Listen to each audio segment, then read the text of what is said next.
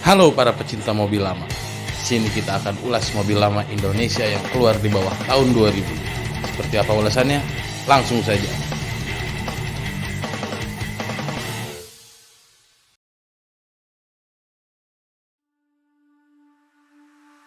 Nissan Ceviro dengan kode bodi A31 ini hadir di Indonesia pada tahun 1988 hingga tahun 1994.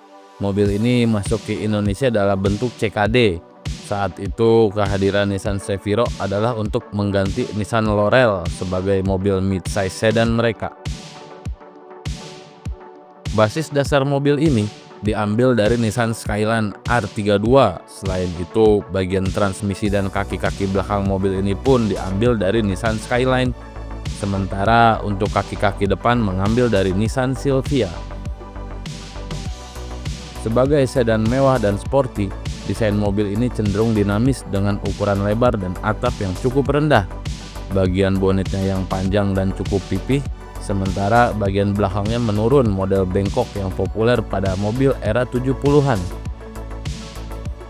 Salah satu elemen desain mewah pada mobil ini terletak pada lampu depannya, di mana mobil ini sudah menggunakan proyektor dan menjadi mobil Jepang pertama di Indonesia yang menggunakan proyektor pada lampu depannya.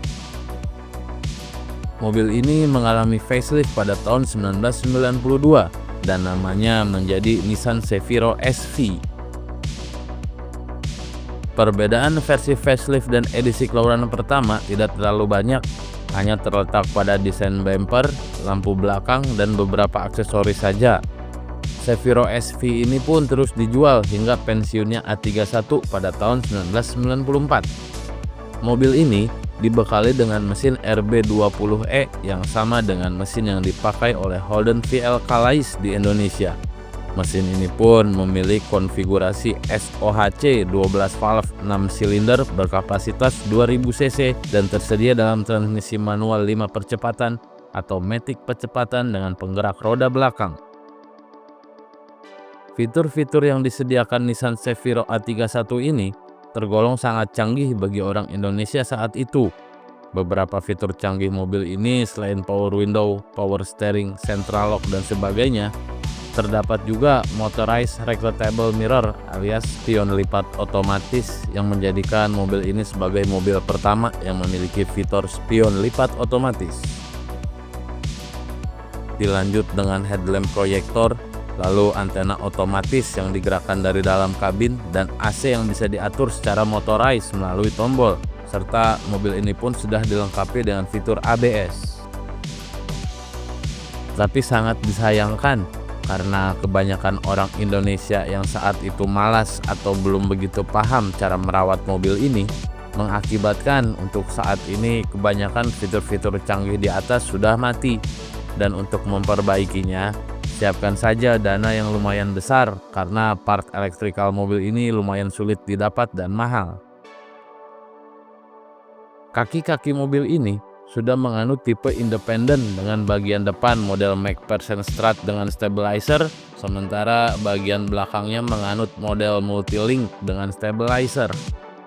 Suspensi standarnya cukup empuk dan stabil sehingga handlingnya masih baik saat diajak nikung dengan kecepatan yang agak kencang, namun juga masih cukup enak bantingannya kalau melewati jalan yang rusak.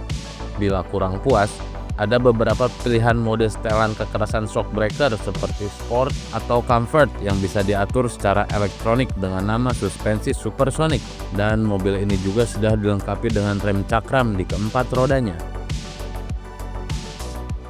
Mobil ini mendapat kepopulerannya karena banyak yang menggunakan Nissan Ceviro untuk dijadikan mobil drifting.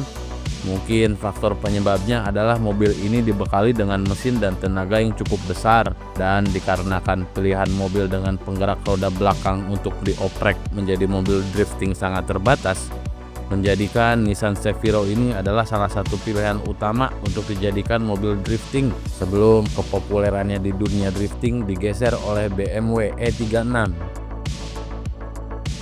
Kelebihan Nissan Ceviro E31 ada pada performanya yang lebih baik dibandingkan para pesaingnya seperti Toyota Cressida. Lalu pada fitur-fitur yang canggih pada zamannya, Dan mobil ini juga memiliki ruang kabin yang cukup lega. Jok depan dan belakangnya terasa cukup nyaman dan tidak panas karena masih menggunakan material kain. Sementara untuk kelemahannya, spare part mobil ini lumayan sulit didapat dan kalaupun ada, harga spare partnya lumayan mahal. Lalu untuk konsumsi BBM yang berkisar 1:6 sampai 1:7 dianggap boros bagi sebagian orang. Dan yang terakhir, part elektronik canggih seperti shock adjuster kebanyakan sudah pada mati.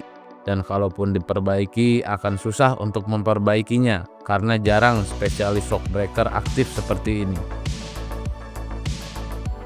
Untuk masalah harga pasaran mobil ini sangat gelap, dimana untuk kondisi yang perlu banyak perbaikan bisa murah banget dan untuk yang sudah siap drifting juga bisa mahal banget. Demikian ulasan singkat kita tentang Nissan Cefiro A31, sebuah mobil hasil persilangan Nissan Skyline dan Nissan Silvia. Terima kasih telah menonton ulasan singkat ini dan sampai jumpa lagi di ulasan selanjutnya.